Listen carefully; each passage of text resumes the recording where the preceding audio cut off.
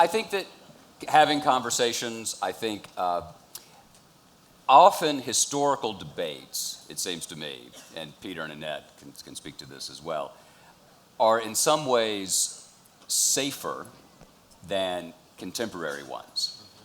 But because they're safer doesn't mean they aren't illuminating. And so to talk about Jefferson's ambivalence, Jefferson's hypocrisies, frankly, in a way helps us understand our own in a way that's not as necessarily direct and not as necessarily discomfiting.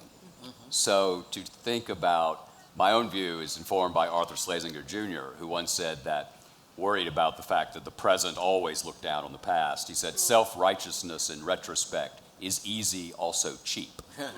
And so to my mind, the moral utility of history, and the reason Monticello is so good at this, is not to wag our finger at the past and simply feel better, but to try to look at our own world and try to figure out if the best of previous generations could be so woefully morally wrong, what are we in our own time getting woefully and morally wrong? Well, I love the new African American Museum, which is going to open up, which is going to sort of help us move on. My maternal ancestry home is Charleston, and there's a new slavery museum underway, and that's another step forward in a wonderful way. I mean, we're all doing Ancestor.com, and we're all trying to kind of reclaim our legacy. So we're at a good time in many ways in opening our eyes. The issue is how do we translate that into systemic and policy change, and how do we create those next movements? And we know what to do. So the burden is really with us. We have an enormous moment of opportunity and an obligation to try to lighten the past, and that's about the past, but more importantly now, to do what we have to do to write that next movement in our symphony of American struggle. So I just think that it's a wonderful time to be alive. It's a hard time to be alive, but let's get on with it so that our children don't have to fight the same old battles that we fought.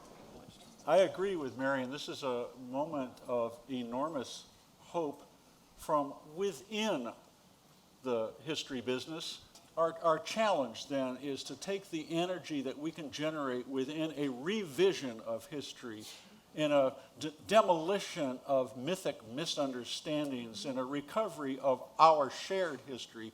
This is our great opportunity, but it's not that the world out there is ready to receive us and what we're saying. That's something that we need to sustain. That's our challenge within the business